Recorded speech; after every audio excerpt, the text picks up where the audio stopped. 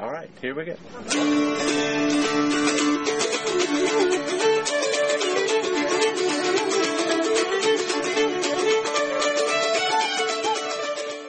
Hello, and welcome to the JuntoCast, a monthly podcast on early American history.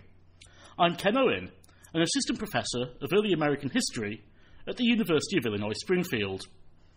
Today on the podcast, we're going to be discussing the origins and causes of the American Revolution, and I'm joined by three friends to help me in the task. First of all, we have a man who is terrified of being transported to Great Britain because he knows he'll lose a trial by jury that takes place there. I'm talking, of course, of Michael Hattem. Thanks for joining us. Hello, Ken. Michael is a PhD candidate and teaching fellow at Yale University. Next up, we've got a man who lives in fear of living under the tyranny of an Anglican bishop. I'm talking of Roy Rogers. Howdy, Ken. Glad to be here. Roy is a PhD candidate at the CUNY Graduate Center and a writing fellow at the New York City College of Technology. And finally, we're delighted to welcome someone back to the podcast who will never stand for having her reading habits taxed by stamped paper. I'm talking of Liz Covart. Thanks for being here, Liz. Hello, Ken. Thank you for having me. And Liz received her PhD from the University of California, Davis, and she is host of another podcast on early American history, Ben Franklin's World. If you want to find more on that podcast, visit benfranklinsworld.com.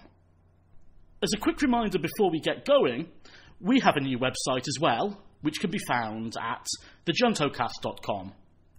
And the JuntoCast is a production of the Junto blog, which can be found at earlyamericanists.com. We strongly recommend you check all those websites out. So today we're discussing a much debated issue, the origins and, in particular, the causes of the American Revolution. And this is a debate that has raged amongst historians for many decades. We're certainly not going to settle the question today, but we are hoping to introduce you to many of the different lines of debate and open up some new avenues and some new questions to explore why 13 of Britain's North American colonies ultimately decided to break away from the mother country. So I'll start off by asking a fairly straightforward question. What were some of the causes of the American Revolution? And Michael, I'm sure you'll want to go first on this. Right. So, I would like to make a very broad and suggestive case for considering the cultural origins of the American Revolution. We've had a historiography, that is a debate among historians for well over 100 years, that has explored different aspects of the origins or causes of the revolution. There's been arguments about the ideological origins of the revolution, about the economic origins of the revolution, and of course, within those you get all kinds of different arguments about what ideology was dominant, the role of class conflict in the causes of the revolution, and we've had lots of work on the constitutional origins of the revolution. I think there's something to each of those arguments, and I'm sure we'll hear some of those points, but I'm not sure that they necessarily give us a complete picture of the break with England.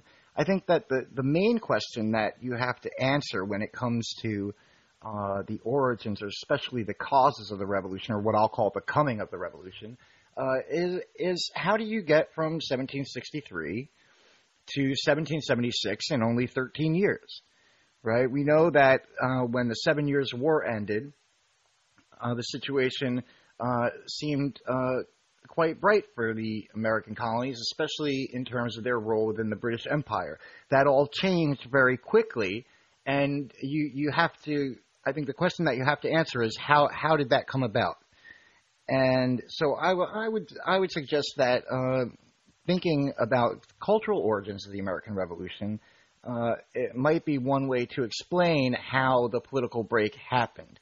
Now, I usually give the example that's tied to my own work, which focuses on history culture in the colonial period, and then through the Revolution, colonists in the 1750s and 1760s especially, but I mean throughout the period, their imperial identity was wrapped up in, I think, their interpretations of the 17th century British history. That is to say, so how it's much like Americans now. How you think of the American Revolution is going to shape how you think about what it means to be an American. In the 18th century, how you thought about the Glorious Revolution in 1688, 89, how you thought about the Civil Wars of the 1640s, had a definitive effect on how you thought about what it meant to be a British subject or an imperial subject. And so I think that during the Revolution, especially during the imperial crisis, there starts to be a break there, and that comes primarily because the primary legacy of the Glorious Revolution is the idea of parliamentary supremacy. And what you get during the 1760s is colonists effectively arguing that Parliament has no supremacy over the colonies. And so that ends up being, by extension, a rejection of the legacy of the Glorious Revolution. And I think that is really a significant cultural break with the mother country. And I think it's one of probably what is a number of cultural breaks that one could probably posit that allow that political break that we all know so well to occur so quickly. And certainly we could look at books like John Butler's Becoming America that would point towards a number of those other cultural breaks, moving towards different conceptions of religion, the fact that it's a much more multi-ethnic society in most parts of the 13 colonies. There's certainly a number of other cultural ties that would point towards some different break and some significant shift in culture that's occurring even before the American colonies get to the events of the 1760s. Roy, what are your thoughts? Well, I want to point to sort of two relatively forgotten or more minor causes of the American Revolution, and both are religious controversies that raged in the middle years of the 18th century. The first is the bishop controversy, which is while nominally all of British North American, while nominally all of British North America was Anglican, most of the colonies, particularly north of the Potomac, were not. They were congregational, or in the case of Pennsylvania and Delaware, they had no official religion. Many Anglicans in the colonies in the early to mid 18th century pushed for the appointment of an official Anglican bishop whose ministry was just over British North America. This was very, very, very controversial in all of the colonies, even the Anglican colonies of the South. In the North, it's much more straightforward. In the North, it was a threat to the congregational system that dominated New England. It was a threat to the system of religious toleration that had existed in Pennsylvania thanks to the Penns. It threatened to inflame a whole variety of religious tensions throughout the Mid-Atlantic and the Northeast that really threatened local communities' ways of regulating the religious affairs that existed in many ways since those colonies were founded. In the South, on the other hand, local Anglican authorities, particularly the lay vestry in Virginia and Maryland and South Carolina, were very concerned that a bishop would infringe upon their traditional local privileges. They were very afraid that the ability of a bishop who, back in England, was entirely in charge of regulating the clergy, regulating the liturgy of the Church of England, all of that, because of the way the Church of England worked in Virginia, worked in Maryland, worked in South Carolina, was largely in the hands of lay people in local communities. That would collapse if there was an official bishop. And so what it does is it inflames both Northerners and Southerners for different reasons and makes them very resentful of this possible imposition of imperial authority over religious affairs throughout the middle decades of the 18th century. In the second cause is much more closer to our traditional narrative of the American Revolution, which would be the Quebec Act of 1774, which formalized British government over Canada.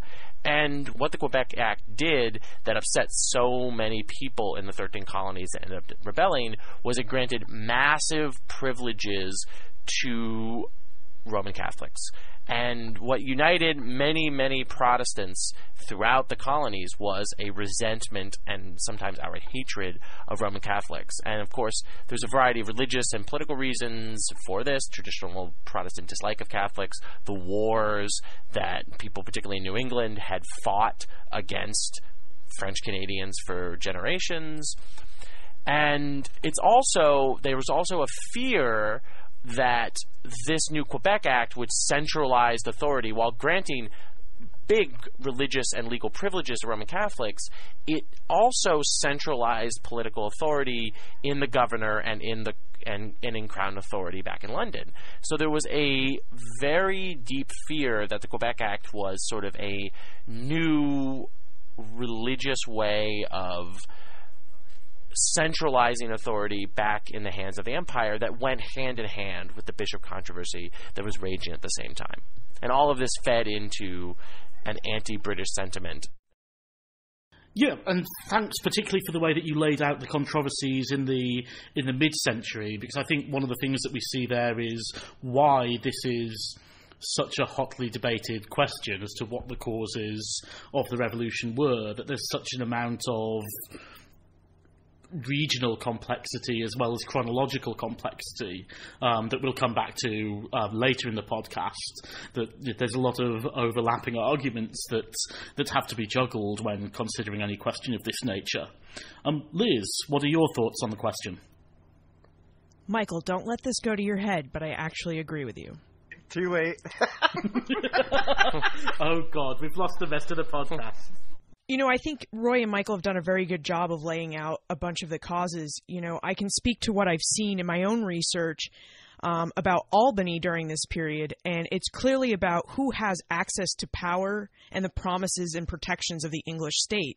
And the people of Albany do not. They quickly realized during the French and Indian War that the British Empire, Britons from Britain, perceived them as being foreign, as Dutchmen, even though the people of Albany perceive themselves as being British. I mean, they don't see a contradiction in speaking Dutch and English and not subscribing to proper forms of British architecture as being non-British. But the Britons do. And as a result, they're the only place during the French and Indian War where troops are forcibly quartered on them. And then there's controversies after the war about whether or not the military really needs to be in the city of Albany. The post-French and Indian War period for them is a question of, you know, we're British citizens. We should have access to the protections of the English state, and we do not. So I think they see the things going on with taxation and some of the economic causes as an entryway into discussing who should really be ruling here at home. And they think it's the people of Albany, or at least the people of New York. I mean, I think that's a fantastic point, because what it gets at is it sort of it shows in a specific place, I think, this development that occurs more broadly as the imperial crisis goes on. You can see that there are specific tensions going on in terms of imperial identity, and that happens throughout the colonies and very much feed into the political tensions that we all know so well.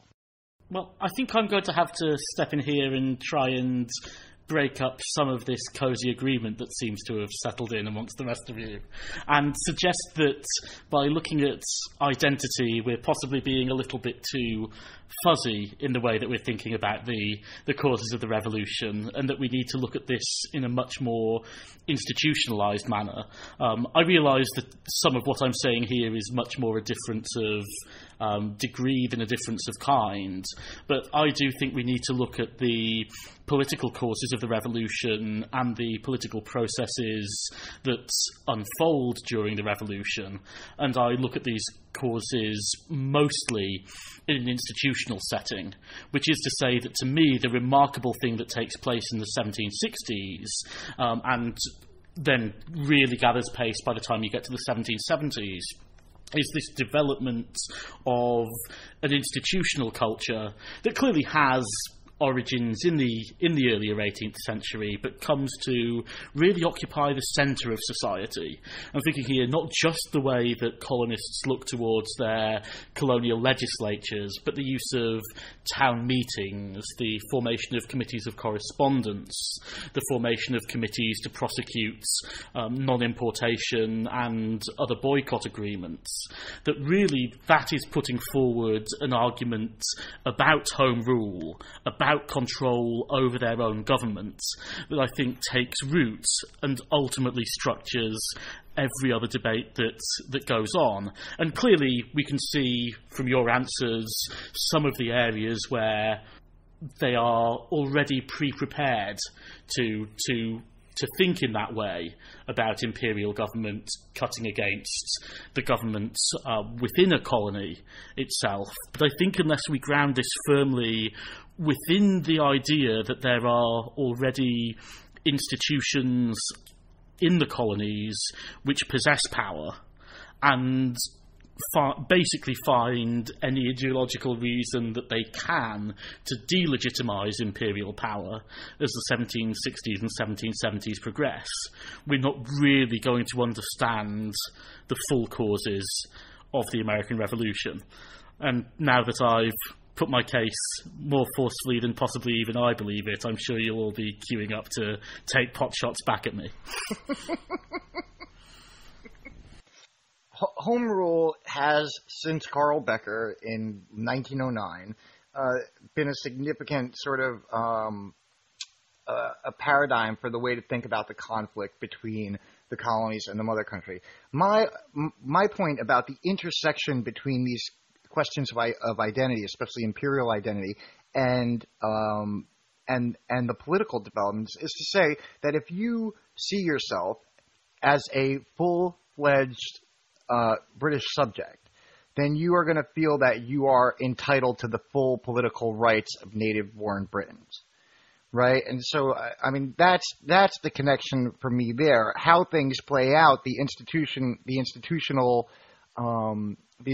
questions come into play as the political situation develops. But I think early on, I think identity is crucial to understanding the emergence of an imperial crisis in the first place. And just to offer some evidence that would bolster Michael's sentiments there, you have a man like Philip Schuyler. He writes a letter to Abraham Cowler, his cousin, and Cowler remains loyal because he's the mayor of Albany, and he has access to the English state. And Schuyler basically says, our ancestors have fought and bled for the rights of the English Constitution. Why don't, we have access to it?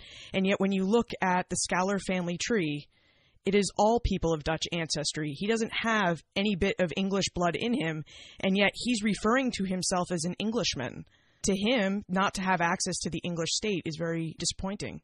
And that's driven by the power of his imperial identity, right, Liz? I mean, the fact that you can be Dutch, that you could be German immigrants in Pennsylvania, or you could be Scotch-Irish immigrants, and still have this English imperial identity, just shows the power of that, and that I think that very much leads to these questions and issues that Ken is bringing up.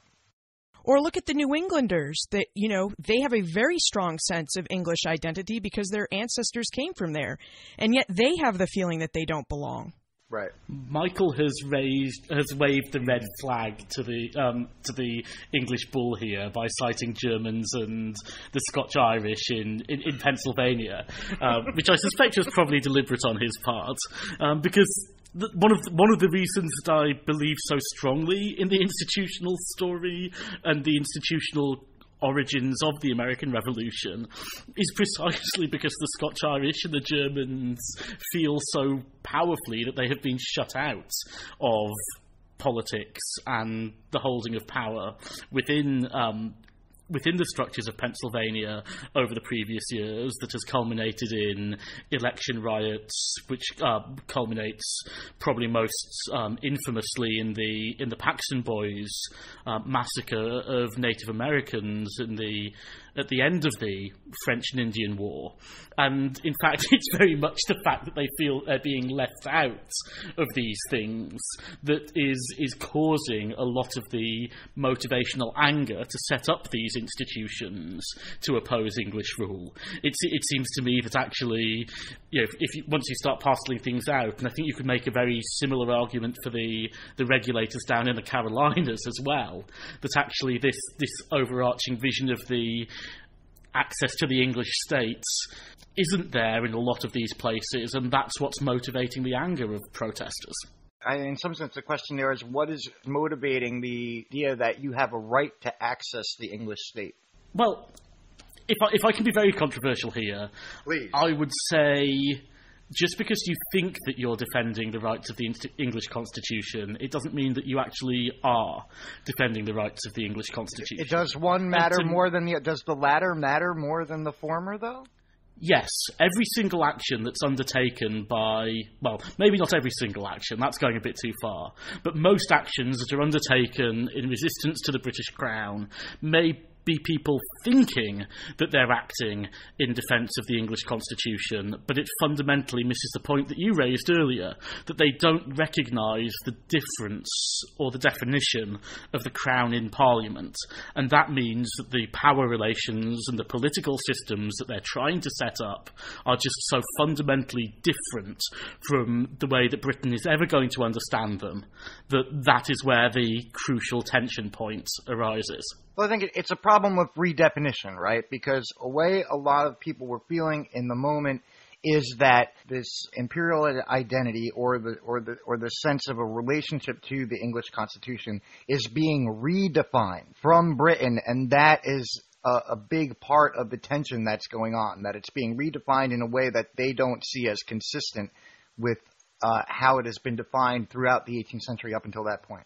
I would put a different spin on this. It seems to me, if we're drawing from our own research and my own look at the way in which Anglican parishes are reacting to this, it's more a gradual realization over the course of the 18th century that colonial forms of political and religious practice are not the same as England. And a gradual realization that England's vision of what the colonial world would look like is different than what colonists thought that this world would look like. And it's a gradual realization that, oh my God, we thought that our Church of England was a true Church of England instead of being really a Church of Virginia or a Church of Maryland that is shaped fundamentally by this lived experience. It's by the time you get to the revolutionary crisis of the 1770s when people have to start making choices, the people who choose to become patriots are those that are capable of reconciling that we have created something distinctly different from, informed by, but distinctly different from the English and British way of life. And those, I think, that remain loyalists are those that don't come to that realization or think that these new forms are fundamentally flawed or fundamentally broken.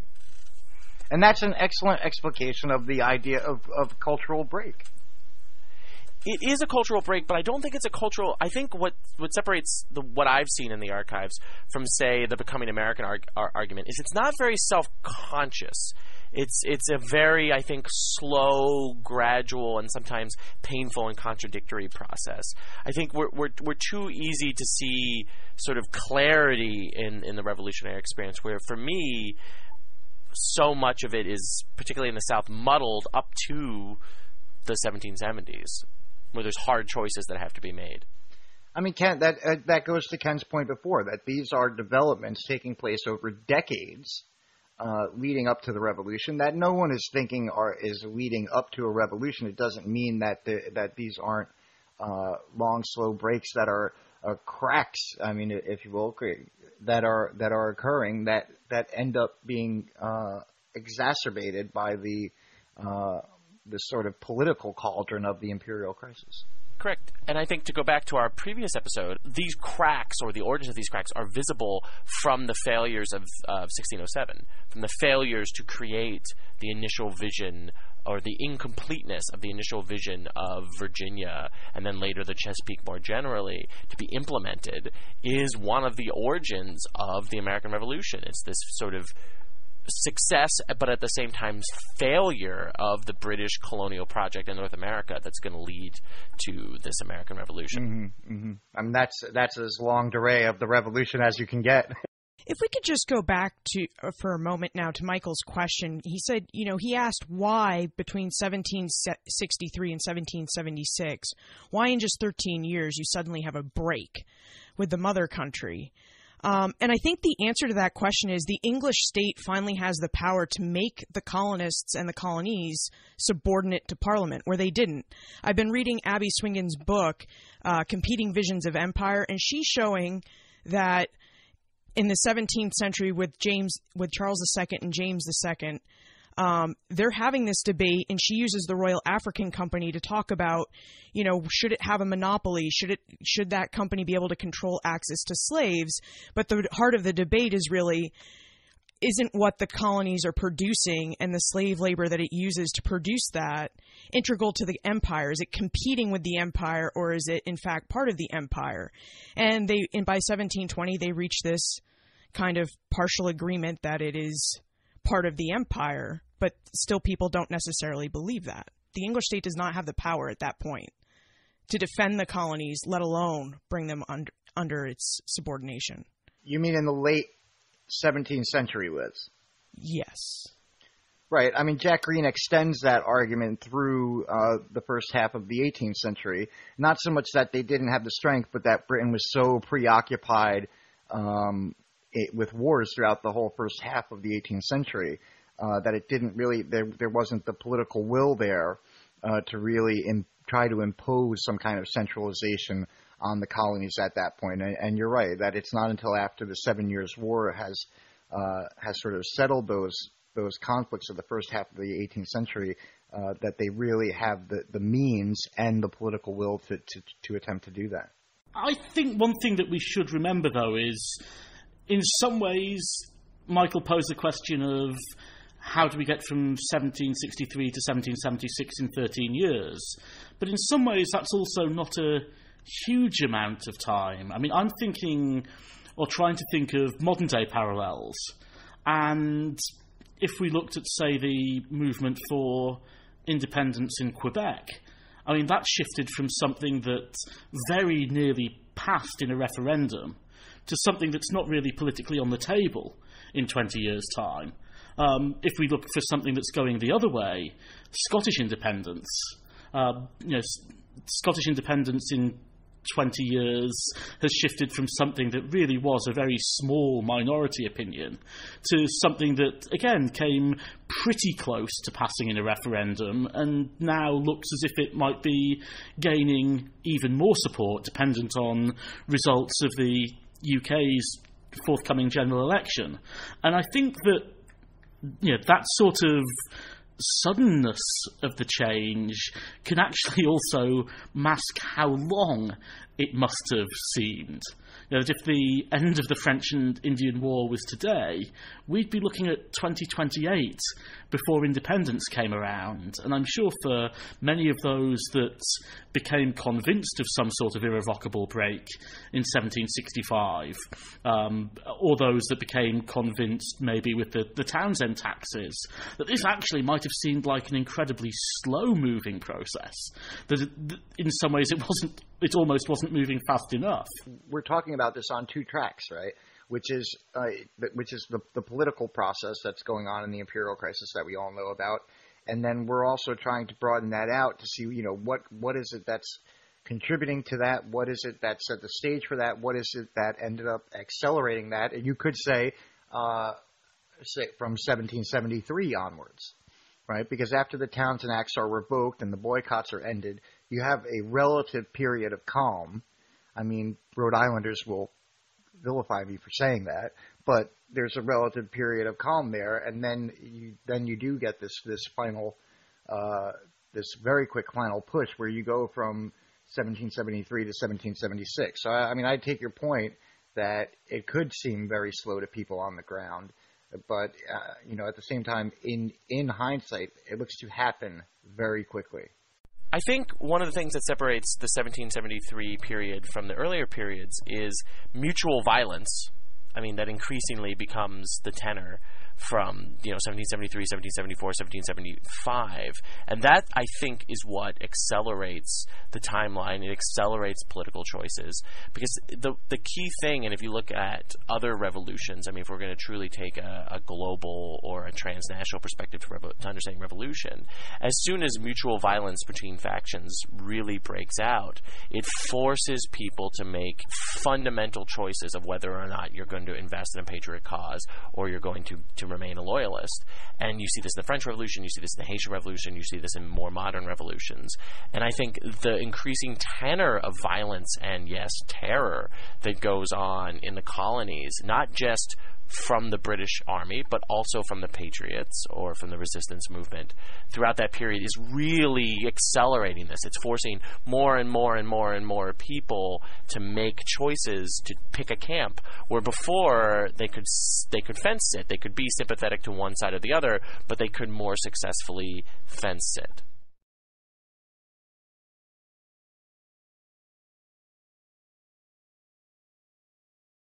Yeah, absolutely. I mean, the first thing I want to say is to Michael, which is I'm sure he can handle the opprobrium of Rhode Island. But I think that the points that you've been making about sort of the two tracks on which we've been talking are really important as well. I think a lot of my comments have been aimed at the fact that I want to make sure that when I'm conceiving of the revolution, I remember it's a revolution. That this is not just the result of a process that's been playing out for 50 or 100 or 150 years. That actually there is something that accelerates really very quickly, and it's only with the violence that Roy talks about, which is obviously really critically important. Once this becomes politicised enough that you really do get into a situation where you can say you're either with us or against us, and it's genuinely meant. It's not just a rhetorical position. It really does structure the way that everyone does things. So once you've got that violence, but also once you've got this alternative institutional structure as well, and that's why I emphasise the politics, that it's having those committees, it's having the infrastructure through which people can say, actually, we've got a pretty good idea of what things would look like if we went it alone. And by focusing that on a shorter time period, I think that's the way that we recover the revolutionary nature of the revolution, rather than necessarily the American side of that question. We shouldn't view those two stories. I think you're right, Ken. I think the violence and the creation of separate political structures in that sort of crucial 3 or 4 year period is central to there actually being a revolution. But they're not parallel tracks. They're interwoven tracks. And that, I think, and that's why I think the war itself is extremely important to understand the American Revolution as it came out and to understand the politics that emerge in the 1770s and 1780s. The idea that violence is pushing the creation of separate political institutions, and then these separate political institutions are pushing more violence.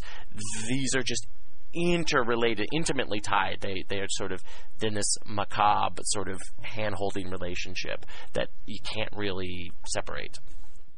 Yeah, and I absolutely take that on board, but at this point I want to pull back and make sure we're getting back to that origins and causes questions before we get too sucked into that interwoven relationship between politics and violence during and post-independence.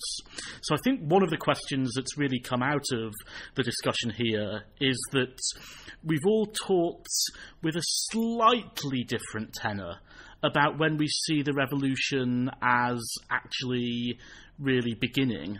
And some of us have, I've started it much more along the lines of the end of the French and Indian War and the Stamp Act, but others of you have pushed that cultural shift and that shift in identity, maybe back a little bit to 1750s or 1740s. So maybe we should talk about that question a little bit more. When exactly do we think that the revolution begins?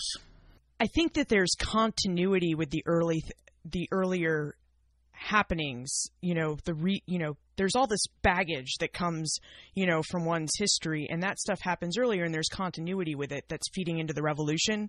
But if you had to pin me down, I would say that the revolution happens between 1763 and the end of Washington's presidency.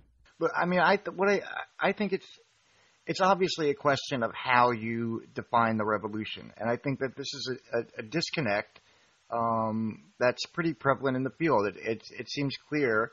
I attended a conference, and Liz attended in Boston recently, that was dedicated to sort of new directions in the study of the American Revolution, and there were some quite heated debates going on at that conference, and it seemed to me that in some sense they were largely a product of the fact that the revolution seemed to be very ill-defined.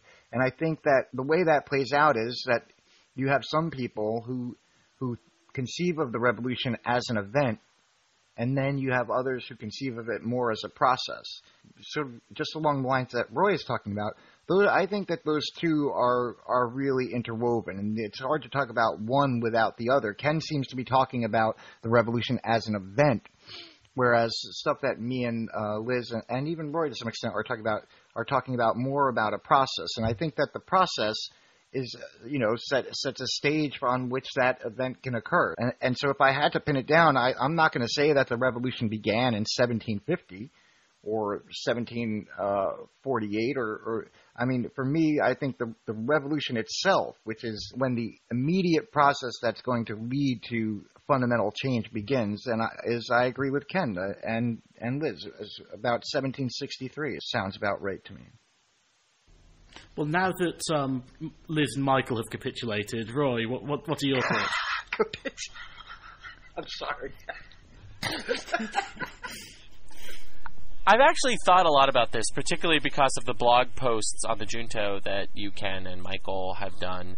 I think, and in my own teaching, I've been thinking Michael's dichotomy between the revolution as an event and the revolution as a process is really key. And I see this in my own work because the revolution as a process is a long process that you can be, at least to the Glorious Revolution as its sort of furthest possible place you could trace its origins up through Jackson, if you really want to push it, like as a long process of what is this independent American republic that starts developing in the late 17th century and then sort of crystallizes in the opening decades of the 19th century. Like, what is it going to turn out? Well, we know by the time of Jackson.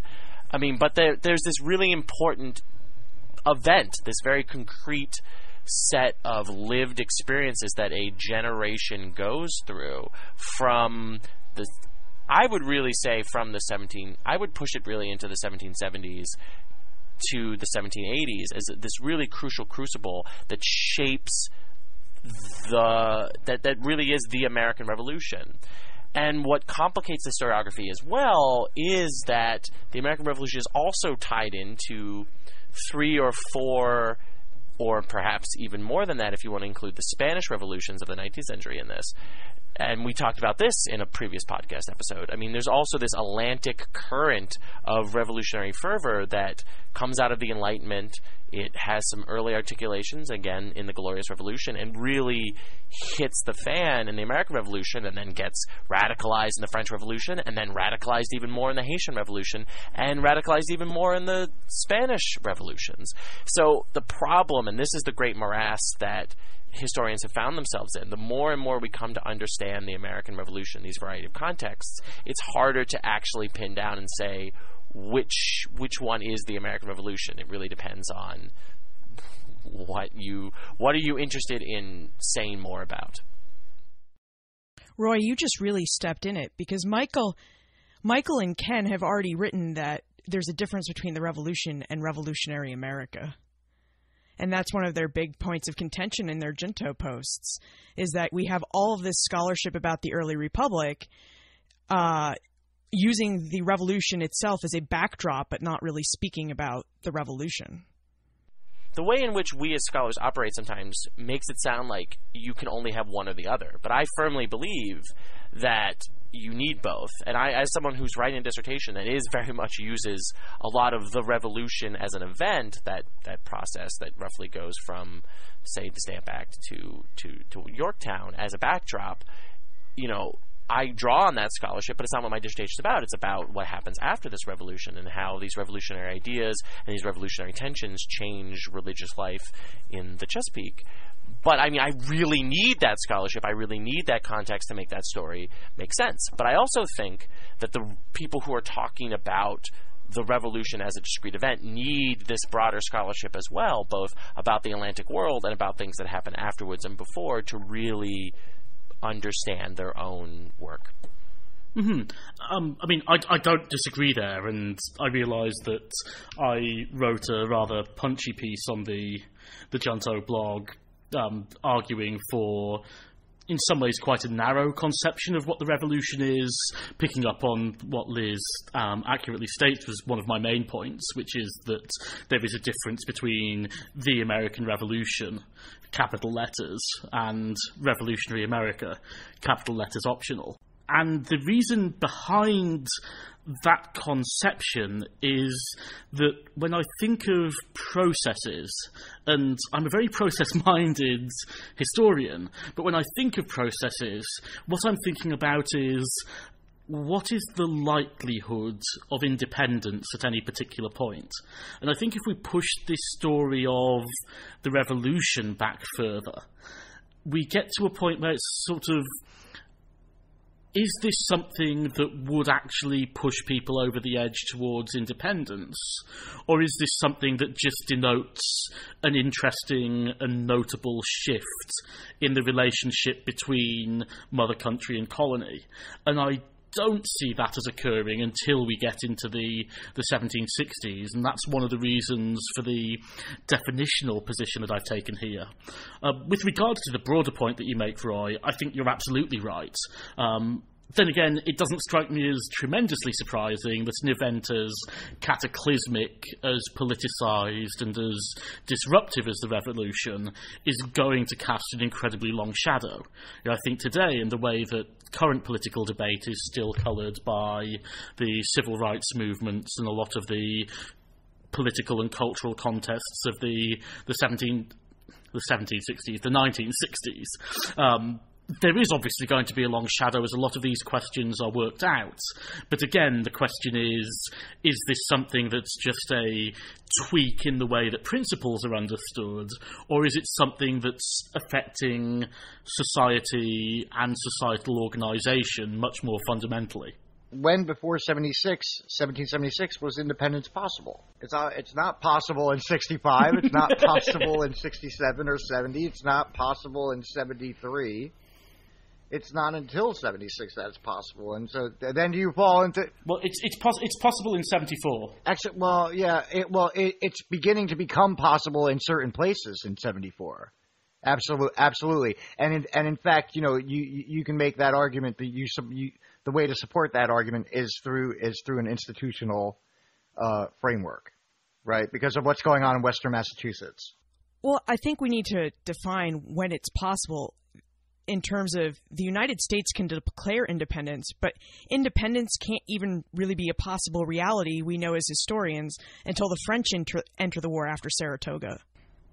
Yes, and the British recognition would be another point in the Treaty of Paris.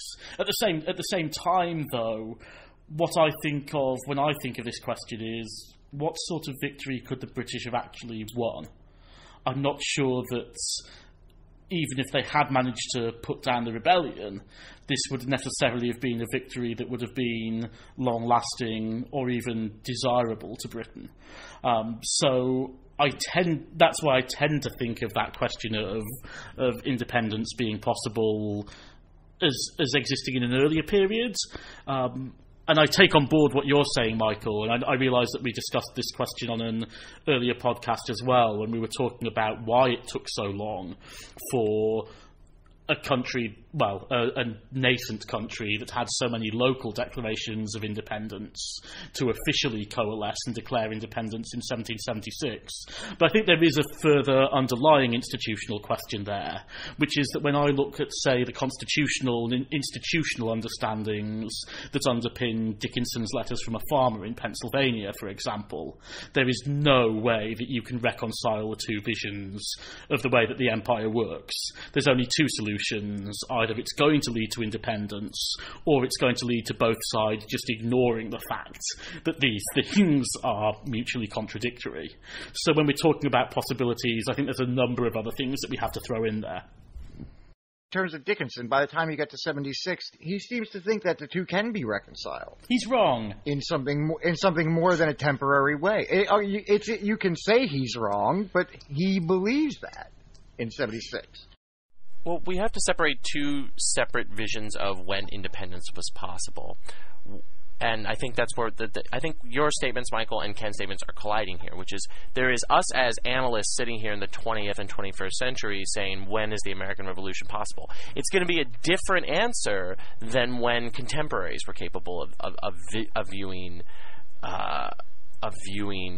when independence was possible, because we can see broader trends that weren't necessarily visible to contemporaries. We can see these broader cultural trends that we've talked about, broader economic trends, broader structural trends within the British Empire and within the colonies that would have made the creation of an independent America possible.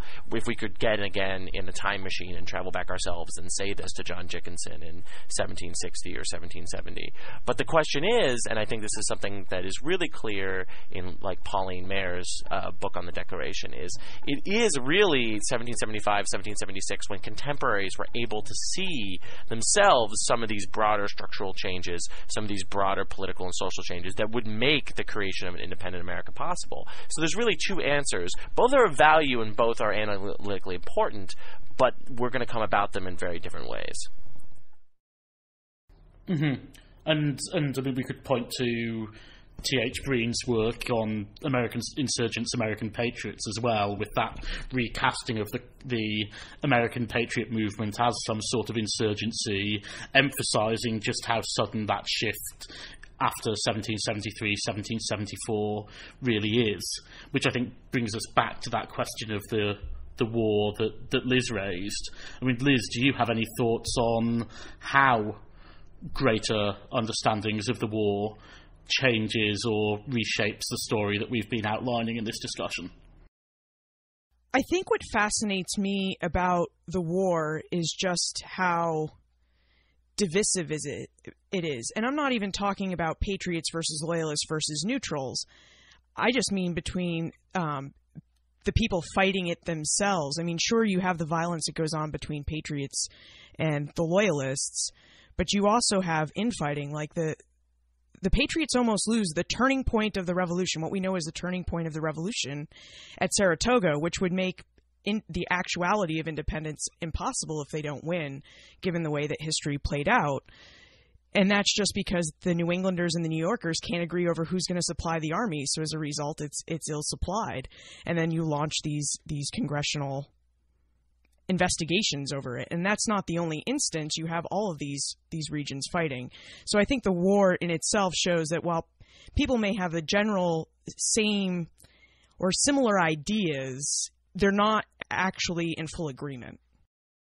It seems to me that the point that Liz is making is to complicate the notion of possible, right? When is it possible that colonists can conceive of themselves as potentially being independent, as opposed to when actually achieving independence, as opposed to maybe just declaring it becomes possible? Yeah, and there's almost an extent to which you have to find yourself in the position of, did we really just do that? We're going to have to make this work. Because if you think about it too much, then you can always throw up problems. I mean, that's one of the beauties of common sense that we discussed when we did our episode on Paine, that he says we might as well make a go of it. We're definitely capable of doing it. I don't know what it's going to look like. I have some suggestions. And it's actually the process of thinking, wow, we've got ourselves into this position. How are we going to deal with it? That is what lies behind a lot of the possibilities and ultimately the outcomes of the revolution itself. I mean, it reminds me of the scene in the HBO John Adams miniseries, right after they take the vote, after the Continental Congress takes the vote on the Lee resolution. As soon as it passes, it's just dead silence, and a bunch of these guys just basically staring at the floor, trying to come to grips with what it is that they've just done. And when I was an undergrad and took the Revolution class with Carol Birkin, that's exactly how she portrayed it. You know, she said that, you know, they come to this moment where they where they declare independence on the sort of on the tail end of this quite tumultuous period in late 75 and early 76, and then basically have to wake up the next day and say, well, now where do we go from here? And that must have felt pretty similar for those that were fighting as well, the decisions that you have to make of, you know, do you try and hire a substitute? How do you change your family arrangements to make sure that you can continue to keep a living while family members are called into militia service or are serving in the Continental Army? That a lot of those questions, well, I guess in some areas they become real before independence. In other areas they become very real after independence. But again, it's a much more muddled and complicated and significant story than is often portrayed in narratives of the war. What comes out of that discussion, and I think the whole of the discussion that we've been having on the podcast today, is just what a complicated and messy event the revolution is. And it's complicated and messy and muddled right from the start. So even if we haven't come to any definite conclusions, what I hope the discussion today has done has been to open up some new avenues and some new perspectives for thinking about how you might understand the revolution in the future. Michael mentioned earlier in the podcast that there was a recent conference that was held at the Massachusetts Historical Society, which was dedicated to discussing this question of how historians approach the American Revolution and to try and give new directions for historians to pursue in their research. We're going to have a further conversation on that we will release as a separate short episode that will be appearing in our podcast feed pretty soon. So if you're interested in hearing more about the conference and the discussions that emanated from it, please do look out for that extra episode. But beyond that, that brings us to the conclusion of our discussions today. If you'd like further reading on today's episode, then please visit our website, thejuntocast.com, where we'll be posting a bibliography and other related further reading links. You can find our podcast in the iTunes store by searching for The JuntoCast, and please do go there and leave us a rating and a review, because that helps other listeners find us. We'd also love to hear from you with any feedback that you'd care to give us, and you can email us at thejuntocast@gmail.com, or you can find us at Twitter using the handle @JuntoCast. We're also on Facebook. Please find our page by searching for The JuntoCast. And The JuntoCast is a production of earlyamericanists.com. One of the things that we referenced in the episode today was some posts by myself and by Michael relating to the question of the origins of the American Revolution. So please do stop by earlyamericanists.com and check out the blog. To finish, I'd like to thank my colleagues today. So thank you, Michael. Thank you, Ken. Thanks, Roy. Thank you, Ken. And thanks for joining us again, Liz. Thank you for having me. Finally, thank you to all of you for listening to this edition of the JuntoCast, and we hope you'll join us for the next episode.